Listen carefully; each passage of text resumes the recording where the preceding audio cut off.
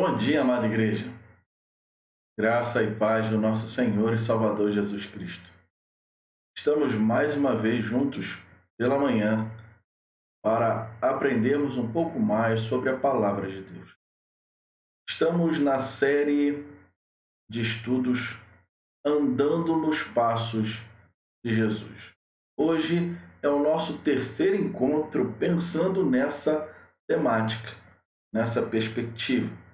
Eu quero então te encorajar a vir comigo para juntos aprendermos um pouco mais a palavra do Senhor.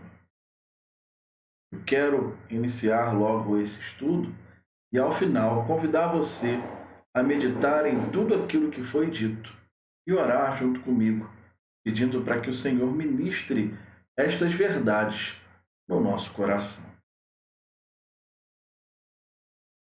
Andando nos passos de Jesus. Aquilo que queremos ver hoje é andando nos passos de Jesus, vivendo com uma missão, assim como Jesus. Na última aula, nós vimos o que é humildade, nós vimos que Jesus era humilde em suas atitudes, ele era humilde em suas ações, e vimos também como a humildade de Cristo deve nos impactar.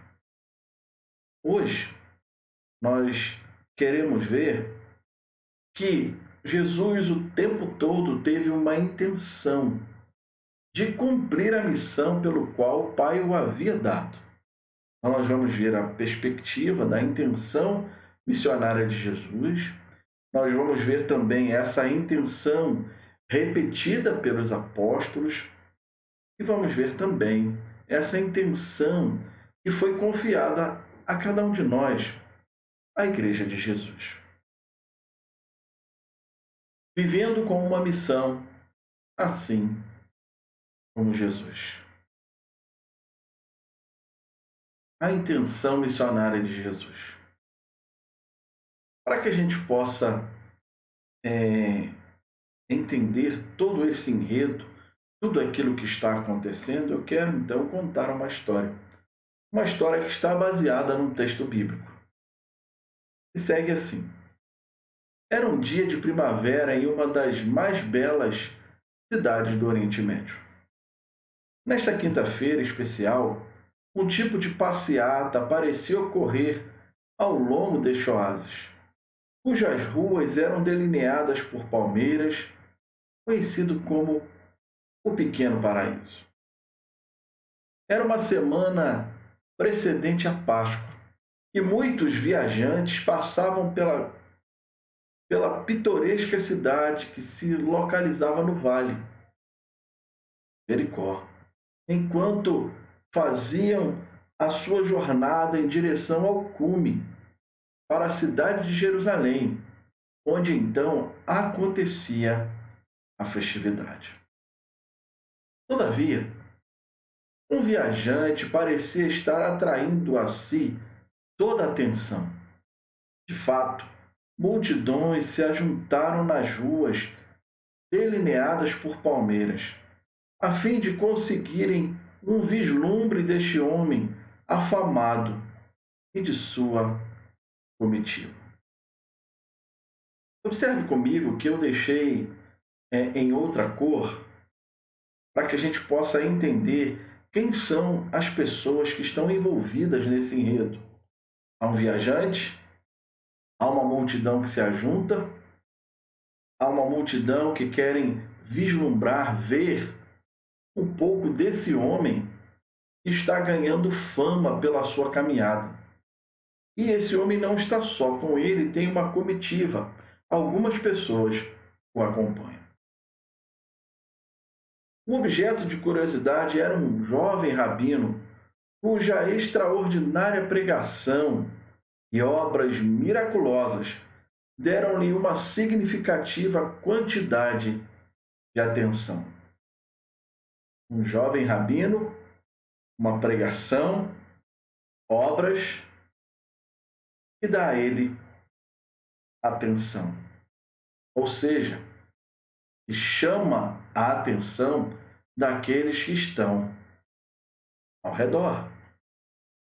Sem dúvida, muitos cidadãos de Jericó se perguntavam se este jovem rabino e seus seguidores passariam aquela noite naquela bela cidade para descansarem antes da árdua escalada do vale fundo do Jordão rumo a Jerusalém, situada acima das montanhas da Judéia. O jovem pregador se hospedaria na casa de um dos sacerdotes ou rabinos locais? Quem sabe, essa pergunta foi levantada. Se aquele jovem, aquele homem, estava ali passando, de passagem, pregando, será que ele se hospedaria na casa de um sacerdote ou de um rabino? Isso seria bem apropriado. Como ele era um jovem rabino, seria melhor ele estar ali com os rabinos daquela cidade. Quando viajam pregadores, geralmente se hospedam na casa de pregadores companheiros, e de fato isso é verdade. Na maioria das vezes, quando se convida um pregador, né, ou um pregador que está em viagem, quando ele passa por uma determinada cidade, que ele tem alguém ali, um companheiro de ministério, alguém que ele conheça, é bem melhor se hospedar na casa dessa pessoa. Enquanto as pessoas se acotovelavam e empurravam umas às outras, tentando achar ali uma posição naquelas fileiras da frente, para que melhor pudessem avistar Jesus, o rabino, então, de que todos estavam falando, uma cena interessante se desenvolvia de forma desapercebida atrás delas. Note que eu marquei a palavra cena. Algo está acontecendo ao redor. O que está acontecendo? Um homem bem vestido, obviamente uma pessoa de bem, achava difícil conseguir um bom lugar de onde pudesse ver Jesus e o grupo de seus seguidores. Ninguém naquela multidão parecia estar disposto a deixar este rico, porém desconhecido homem, passar à frente. Ninguém deixaria isso acontecer.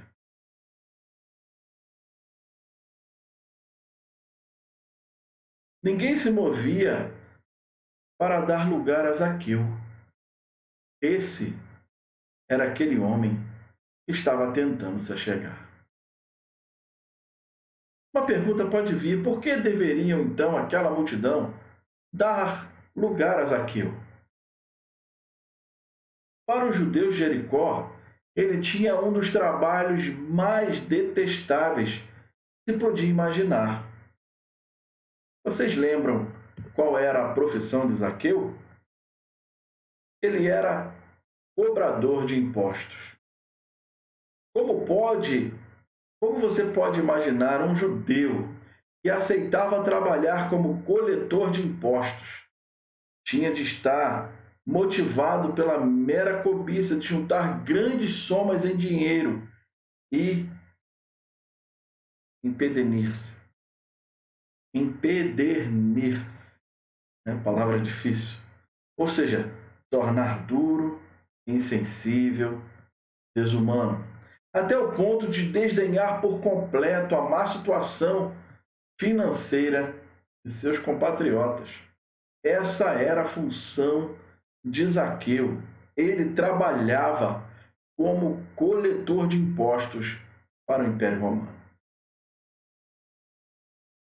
Mas ele não era um qualquer, um simples cobrador de impostos. Era Zaqueu, o chefe dos cobradores de impostos. Era o encarregado de todo o distrito ao redor da área. Um dos 3 chefes dos cobradores de impostos de toda a Palestina. Zaqueu, ele era duplamente impopular para seus vizinhos em Jericó.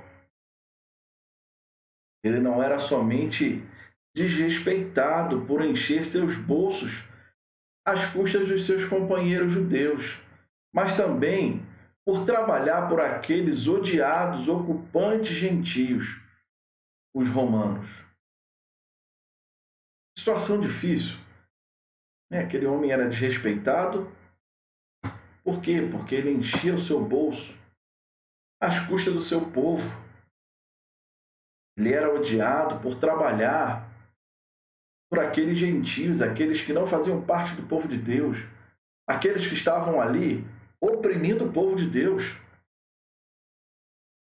Imagine um judeu enriquecendo através da expoliação de seus companheiros judeus em nome do governo romano.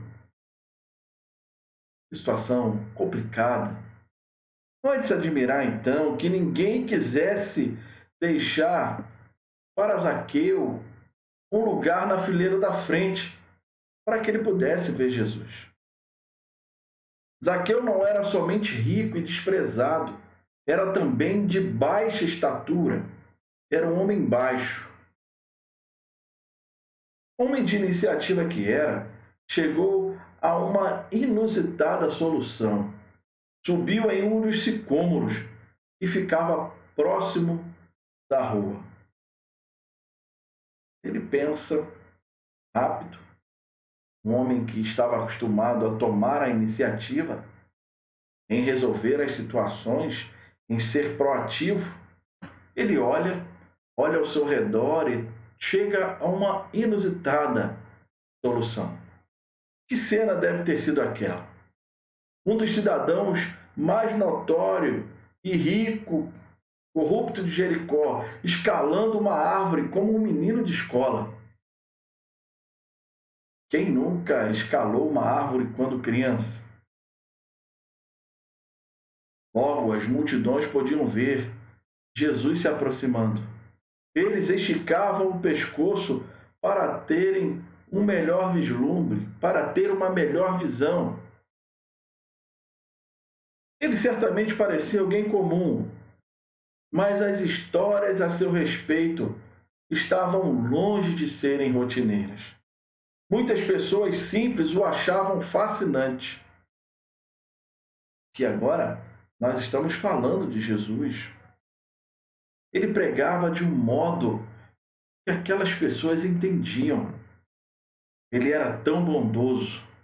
Ele mostrava compaixão a pessoas simples, humildes, assim como ele. Ele era um homem diferente. A atitude dos líderes religiosos ressentiam-se imensamente de Jesus. Eram espalhados então rumores de que alguma coisa estava para acontecer durante a Páscoa. Haveria ali um confronto decisivo entre o rabino da Galileia, que operava milagres, e a instituição religiosa de Jerusalém? Será que haveria um confronto? Quem ficaria no topo? Quem ficaria no topo daquele confronto, daquele possível confronto? Enquanto os habitantes de Jericó observavam e se admiravam, Jesus de súbito para diante daquele sicômoro onde Zaqueu estava. Quem sabe, sorrisos cínicos começaram a se espelhar pelos rostos daqueles judeus que estavam ali observando. Sem dúvida, muitos naquela multidão estavam observando esta cena com alegre antecipação. Talvez o rabino da Galiléia colocaria o rico traidor Zaqueu em seu devido lugar. Será que às vezes esse sentimento não passa no nosso coração quando estamos diante de alguém que nos oprime, alguém que vai contra nós, alguém que nos usurpa, que tira o nosso dinheiro suado, que oprime o povo? Era isso que Zaqueu fazia direta e indiretamente. Quais eram as indagações no coração daquela multidão? Quais são as indagações do nosso coração hoje, diante dessa situação? Qual deveria ser a atitude de Jesus diante de Zaqueu?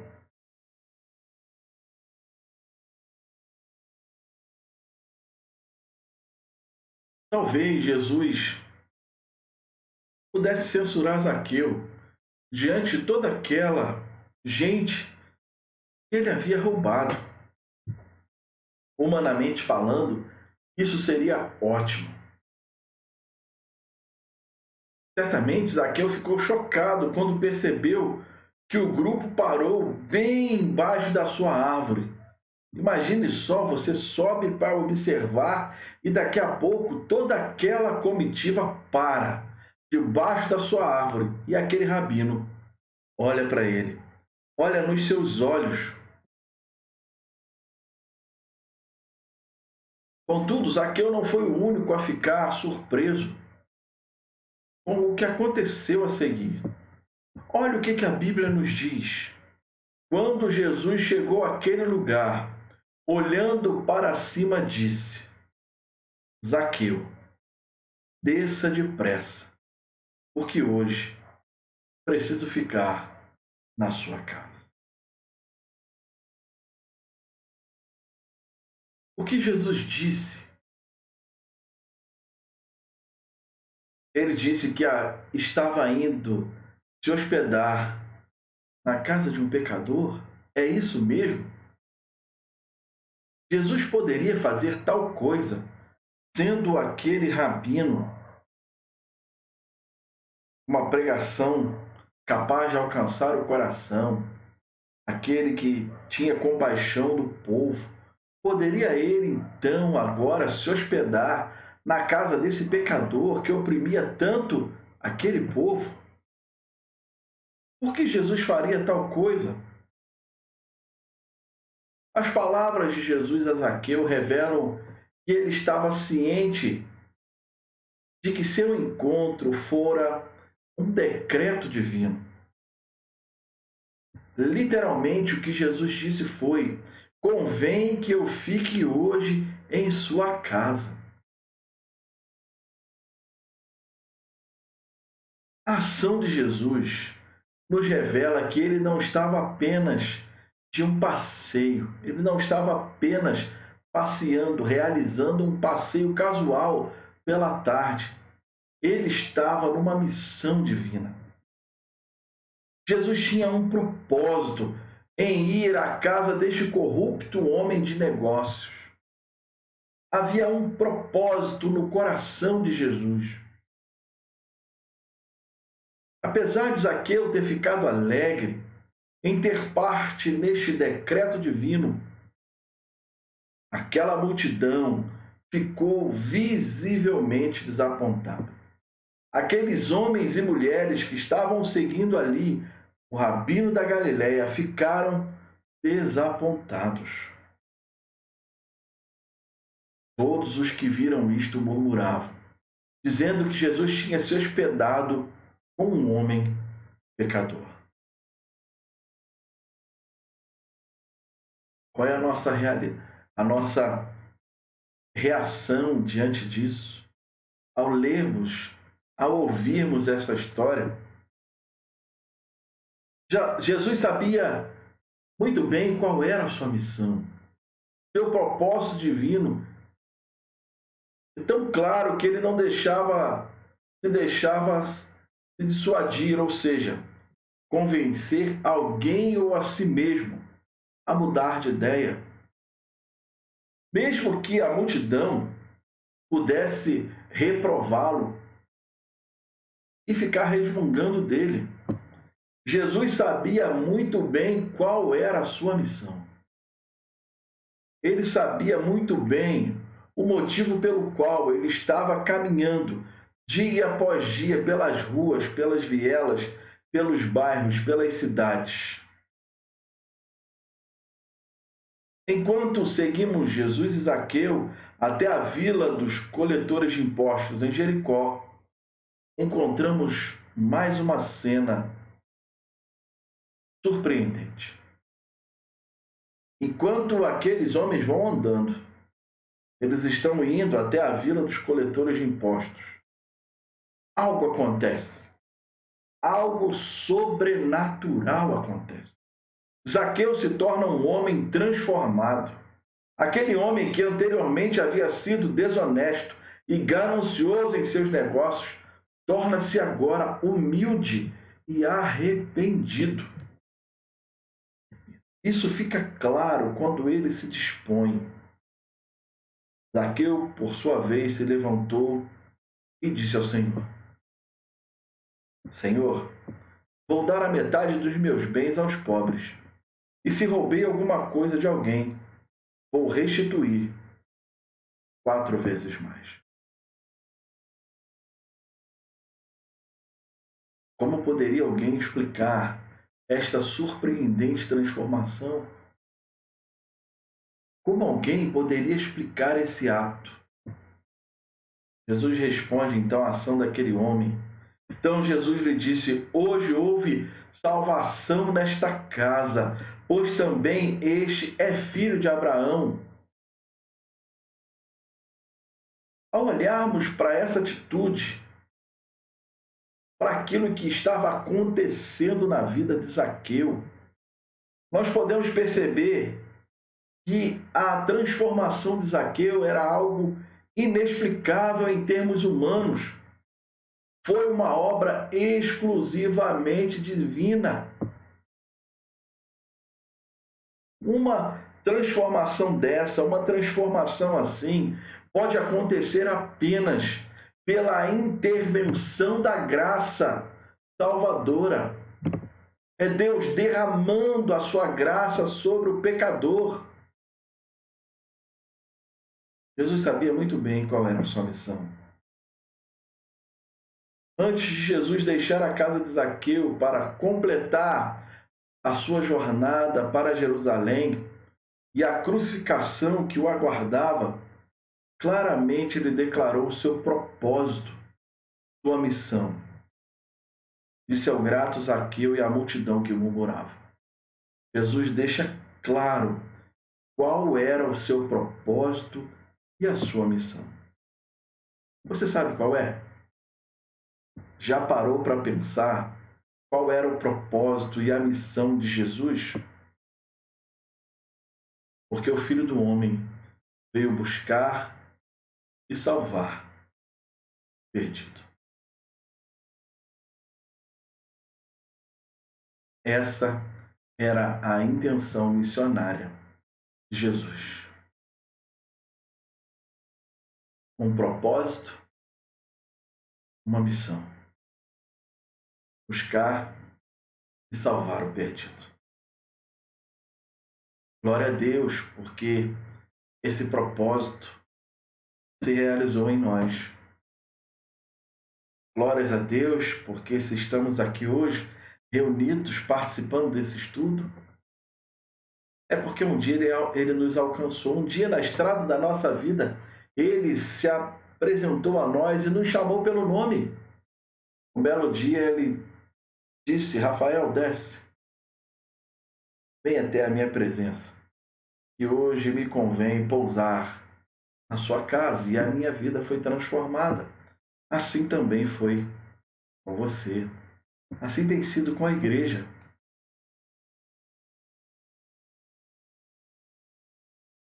A intenção missionária, então, declarada por Jesus.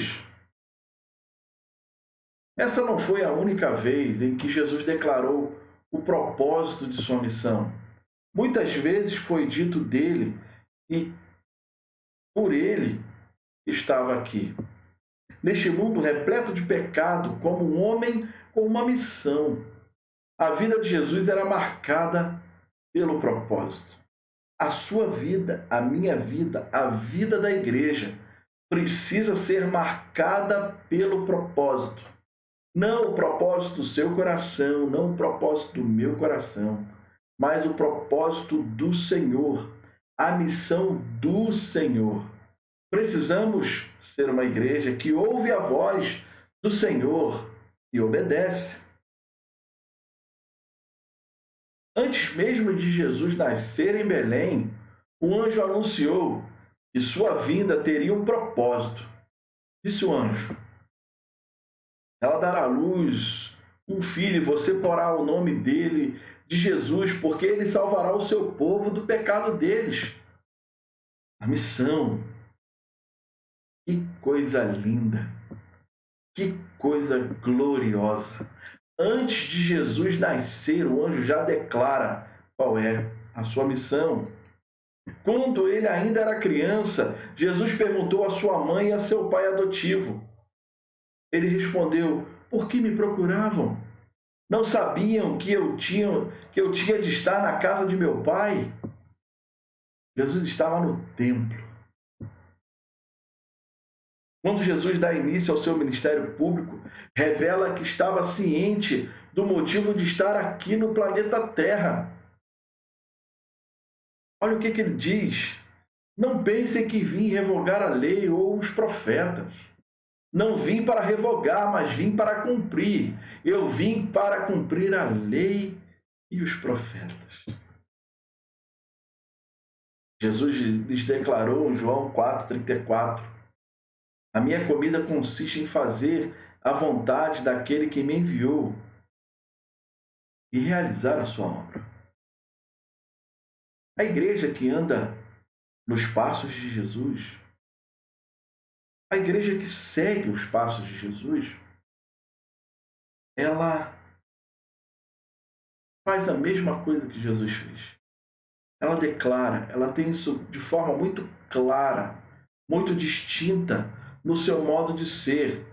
E ela reconhece que a comida que nutre ela é fazer a vontade daquele que enviou, aquele que nos enviou, e realizar a sua obra.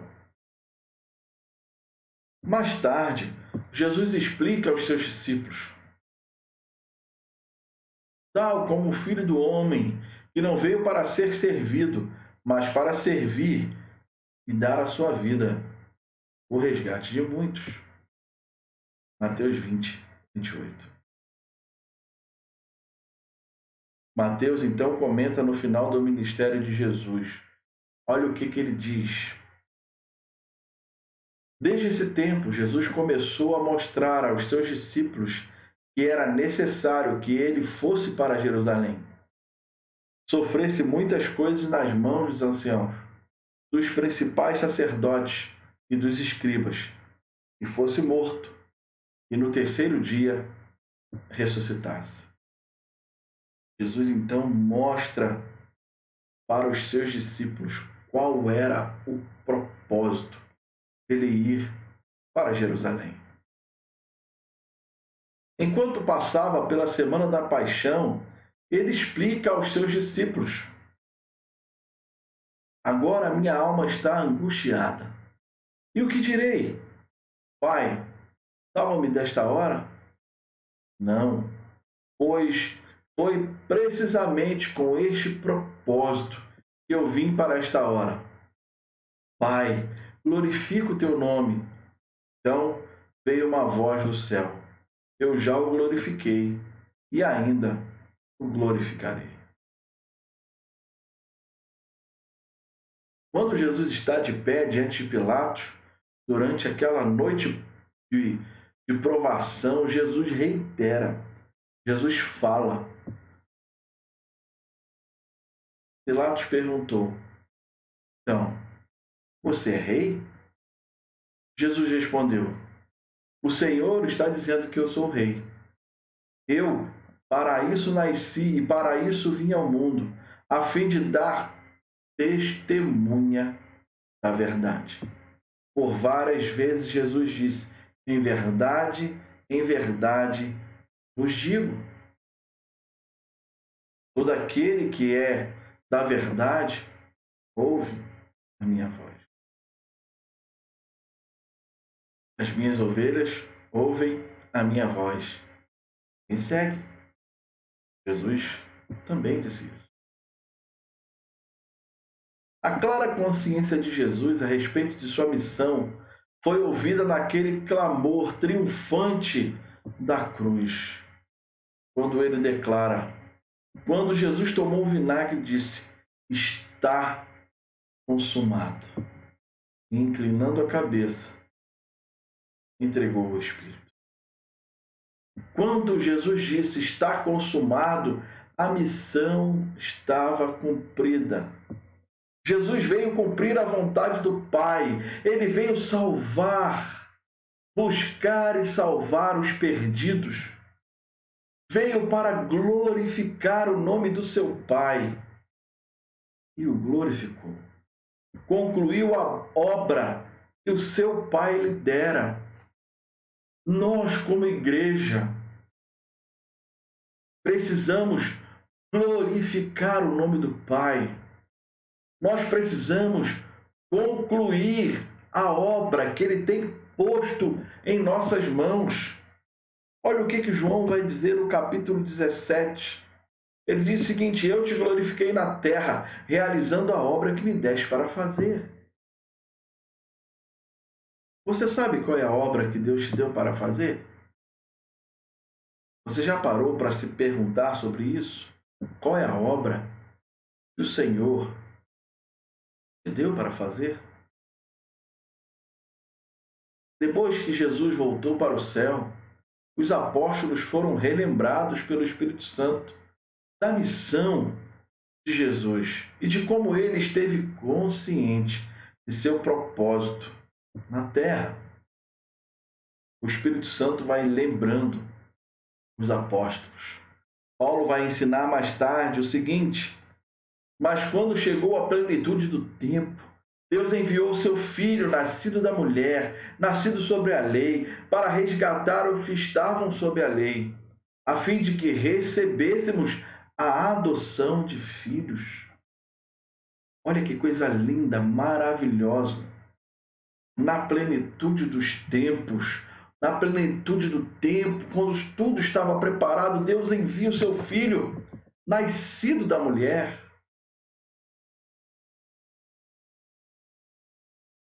Olha o que o autor aos Hebreus escreve. Por isso mesmo era necessário que em todas as coisas ele se tornasse semelhante aos seus irmãos, para ser misericordioso e fiel sumo sacerdote nas coisas referentes a Deus e para fazer propiciação pelos pecados do povo. Era necessário que em todas as coisas ele se tornasse semelhante aos irmãos. As palavras de Jesus e de seus apóstolos repetidamente nos ensinam que ele foi um homem com uma missão. Não houve algo acidental em sua vida nem em seu ministério.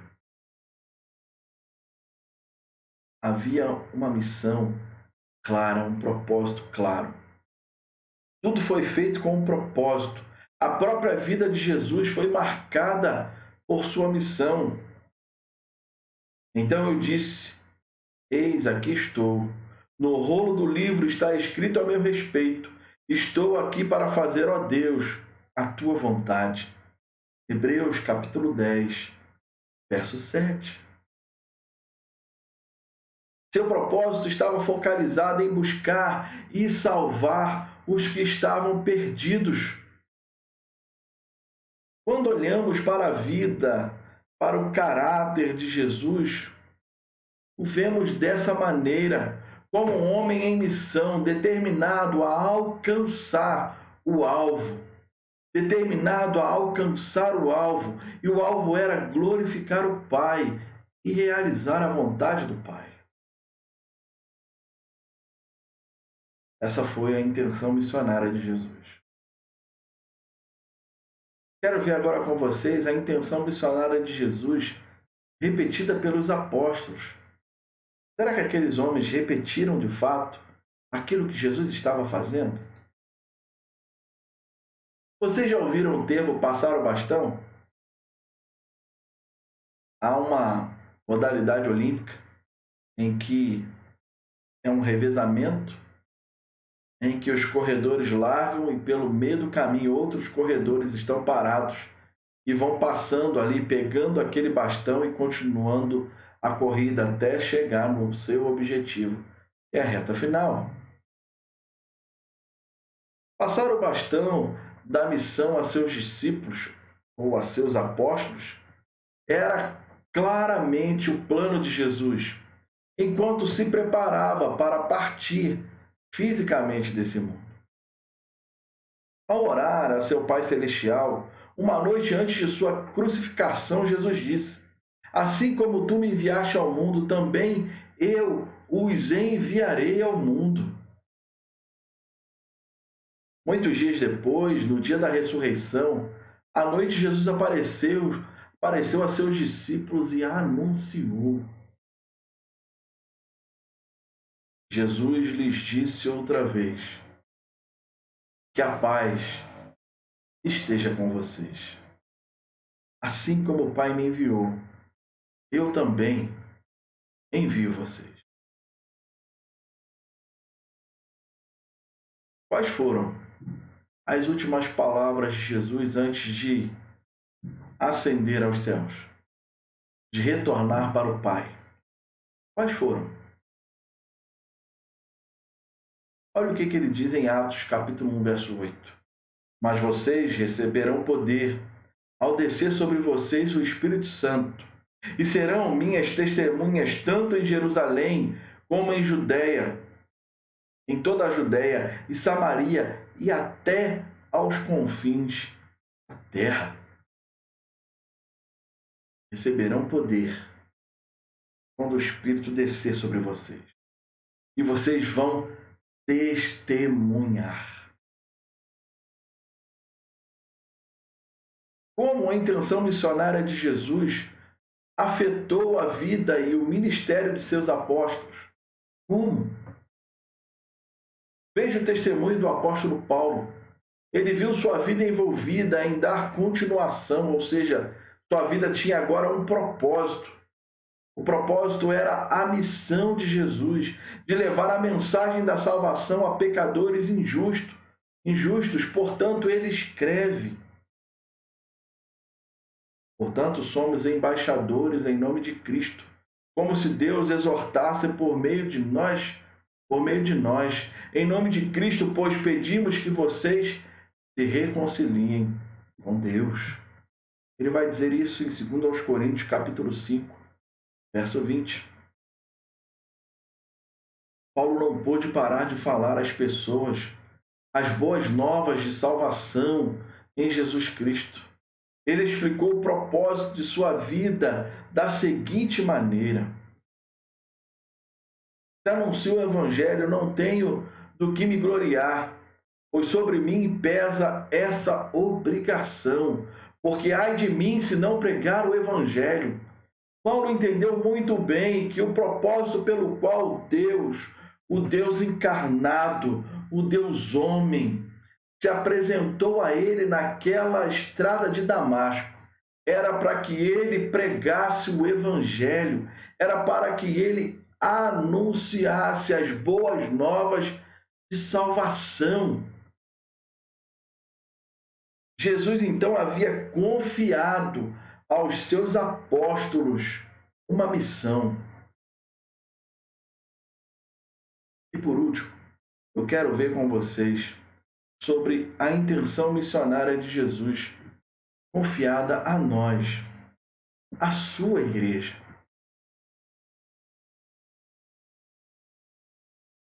Como devemos andar nos passos de nosso glorioso e determinado Salvador? Como? Essa precisa ser a pergunta que deve ecoar no nosso coração. Como devemos andar nos passos de nosso glorioso e determinado Salvador? Como?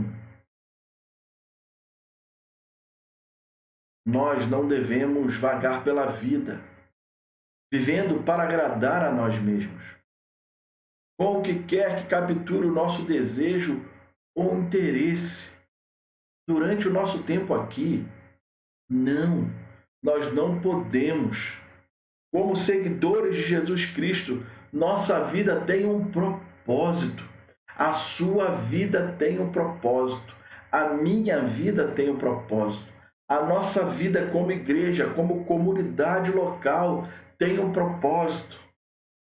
Por isso, precisamos analisar se, como igreja, pessoa, igreja, comunidade, estamos cumprindo o propósito pelo qual o Senhor nos tem chamado. Não devemos e nem podemos viver uma vida sem sentido, a esmo. Nós devemos ser um povo em missão. O próprio Jesus nos deu a missão. Suas palavras antes de voltar ao céu foram. Você lembra quais foram as palavras de Jesus? Qual foi a ordem que ele deixou para nós? Você consegue lembrar? Mateus deixa bem claro no capítulo 28, versos 18 a 20, quando diz: Jesus, aproximando-se, falou-lhes dizendo: toda autoridade me foi dada no céu e na terra. Portanto, vão e façam discípulos de todas as nações, batizando-os em nome do Pai, do Filho e do Espírito Santo, ensinando-os a guardar todas as coisas que tenho ordenado a vocês. E eis que estou com vocês todos os dias até o fim dos tempos. Mateus registra que Jesus começa dizendo: olha, toda autoridade me foi dada no céu e na terra. Portanto, façam discípulos. É uma ordem. Nós não fomos chamados como igreja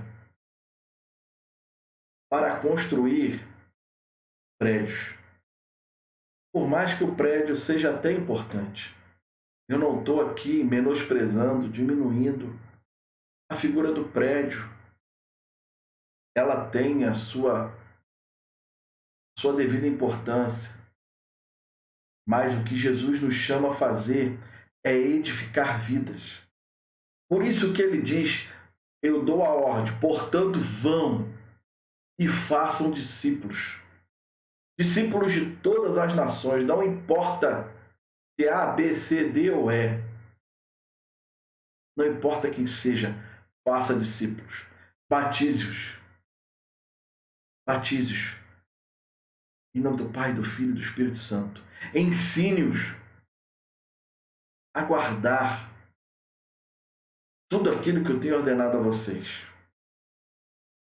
E algo que eu acho lindo nesse texto é que Jesus diz para nós: olha, vocês vão fazer tudo isso e vocês não estarão sozinhos, porque se vocês ouvirem a minha voz, obedecerem ao meu chamado, eu estarei com vocês até o fim dos tempos.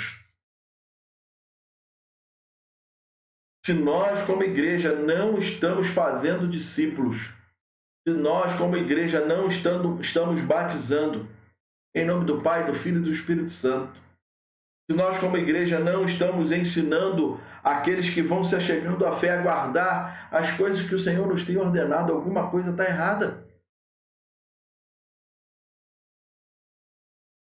Olha como o apóstolo Pedro explica a nossa missão.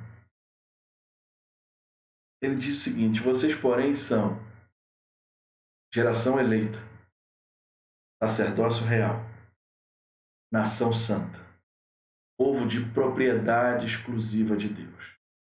Qual o propósito? A fim de proclamar as virtudes. Virtudes de quem? Daquele, Cristo, que os chamou das trevas para a sua maravilhosa luz. Toda a nossa vida deve ser vivida com um propósito. Enquanto buscamos realizar nossa designada missão de falar ao mundo sobre o nosso glorioso Salvador, nós precisamos falar a todos aqueles que estão ao redor, aonde o nosso Senhor nos enviar. Nós temos a missão de falar do nosso glorioso Salvador. Frequentemente, quando ouvimos a palavra missões, nossa mente já cauterizada, nossa mente já atrofiada, de forma imediata se inclina a pensar em pequenos e seletos grupos de pessoas que são chamados para levar o Evangelho a terras exóticas e distantes. Sim, Jesus separa alguns e leva esses alguns para terras distantes, exóticas. Sim. Mas a missão é para todos. A missão é para mim, a missão é para você. Nós, como igreja, precisamos resgatar a missão que o Senhor deu para cada um de nós. Ao mesmo tempo em que somos gratos e sustentamos, ou seja, investimos nesses missionários, enviados a povos de outra cultura, não podemos perder as oportunidades de cada dia para realizarmos a missão que o Senhor nos confiou. É lá e aqui, aqui e lá, em todo tempo, ouvindo, cumprindo, investindo, apoiando a missão de Deus. Temos um privilégio de proclamar as virtudes daquele que nos chamou das trevas para a sua maravilhosa luz, em nossos encontros diários com as pessoas que nos rodeiam. Quantas pessoas nos rodeiam todo dia e precisam ouvir as virtudes daquele que nos chamou das trevas para a sua maravilhosa luz? Podemos refletir a intenção missionária de Jesus quando vamos à escola, faculdade, mercado, feira, trabalho, de segunda a sexta. Ou melhor, segunda a segunda. À medida que refletimos mais e mais o caráter do nosso Senhor Jesus em nossa vida diária, os incrédulos que vemos a cada dia terão uma curiosidade crescente. Porque a nossa função é pregar, a nossa função é proclamar, a nossa função é anunciar as virtudes daquele que nos chamou das trevas para a sua maravilhosa luz. Mas quem convence o coração dos incrédulos não é você e nem eu. Quem convence o coração deles é o Espírito Santo. O que nos faz diferente tanto de nossos colegas ou daquelas pessoas que estão ao nosso redor? O que nos faz diferente? O apóstolo Pedro responde: pelo contrário, santifiquem a Cristo como Senhor no seu coração, estando sempre preparados para responder a todo aquele que pedir razão da esperança que vocês têm.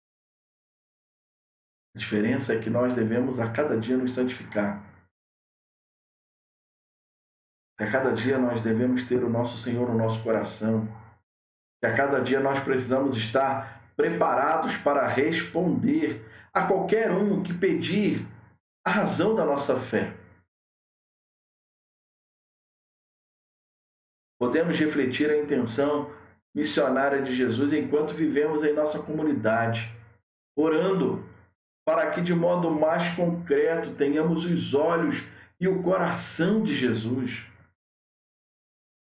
Se orarmos assim, começaremos a ver as pessoas que encontramos em nosso bairro e no comércio como indivíduos que necessitam ouvir as boas novas de salvação que estão presentes somente em Cristo. Bem, começamos a refletir de modo mais brilhante a intenção missionária de nosso Senhor com nossos familiares, ainda não salvos. Com mansidão e respeito, falamos, ou devemos falar, afetuosamente de nosso Salvador, orando para que Ele abra os olhos de nossos familiares, assim como abriu os nossos.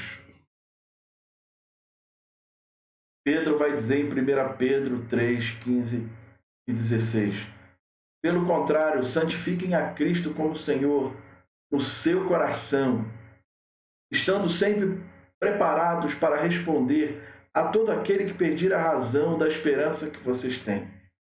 Mas façam isso com mansidão e temor, com boa consciência, de modo que, naquilo em que falam mal de vocês, fiquem envergonhados esses que difamam a boa conduta que vocês têm em Cristo.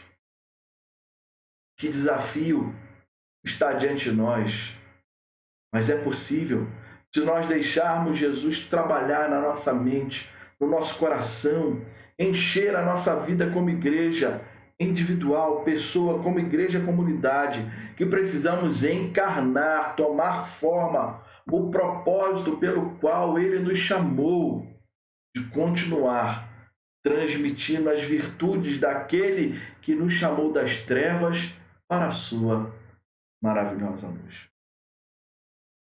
Terminando então, eu quero ler um poema de Charles Wesley, que diz assim: Ó, se eu tivesse 1000 vozes para meu Redentor louvar, a glória de meu Deus e Rei e o triunfo de sua graça exaltar. Meu gracioso Mestre e meu Deus, ajuda-me a proclamar por todo o mundo inteiro teu nome sempre honrar.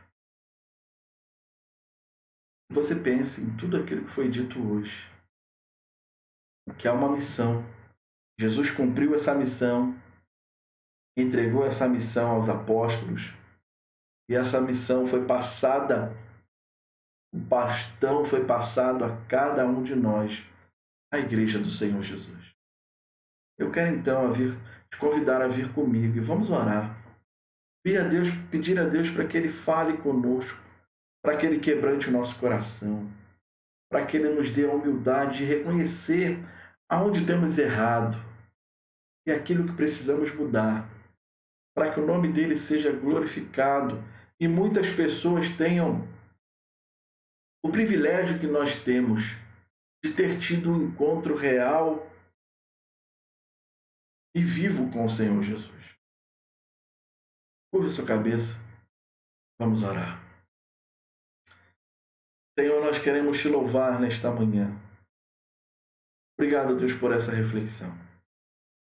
Obrigado, Deus, porque o Senhor tem um propósito para nós, uma missão. O propósito é de sermos servos e servas obedientes ao Senhor, que ouvem a sua voz, que ouve a sua voz e te segue, que ouve a tua voz e te obedece. A ordem que o Senhor nos deu é para que a gente possa ir e fazer discípulos de todas as nações, batizando-os em nome do Pai, do Filho e do Espírito Santo, e os ensinando a guardar tudo aquilo que o Senhor nos tem dado. O Senhor seria conosco todos os dias da nossa vida, até a consumação dos séculos. Pai, fala ao coração do meu irmão, fala ao coração da minha irmã, fala aos nossos corações. Deus, nos faz sensíveis à tua voz, nos dá os olhos do Senhor, os ouvidos do Senhor, a boca do Senhor, as mãos do Senhor, que sejam capazes de ver, ouvir, falar, tocar, assim como o Senhor tocou, meu Pai. Que a nossa vida vá além do discurso, que a nossa vida seja uma vida encarnada. Paulo, quando diz, se há uma esperança, é Cristo em vós, a esperança da glória. Pai, que nós possamos a cada dia encarnar em nós a esperança verdadeira que só há na pessoa bendita de Jesus. Nos faz, ó Deus, ser esta igreja, uma igreja que vive, proclama as virtudes daquele que nos chamou das trevas para a sua maravilhosa luz. Sê conosco, meu Pai, sê com teus filhos, ser com teu povo. Fala, Deus, continue a falar aos nossos corações. E obrigado, meu Deus, por mais esta oportunidade que o Senhor nos dá. Juntos podemos aprender um pouco mais da tua palavra. E nós oramos no nome de Jesus. Amém. Lembre-se, a igreja não é um lugar para frequentar, mas uma família para pertencer. A igreja não é um ponto de chegada, mas sim o ponto de partida. Que Deus te abençoe grandemente, que você guarde esta palavra no seu coração e que sua vida a cada dia seja tocada, transformada pelo Senhor Jesus. Quero deixar aqui um desafio. Se você não pode ir ao culto hoje à noite, devido a alguma restrição, fique em casa, mas assista ao culto. Se você tem a oportunidade de ir, não fique em casa. Vá, celebre conosco. Que Deus assim te abençoe. Que você tenha um término de domingo, um domingo cheio da presença de Jesus. E daqui a pouco possamos nos encontrar para celebrar aquele que nos tirou das trevas para a sua maravilhosa luz. Que Deus te abençoe, em nome de Jesus. Um forte abraço. Paz.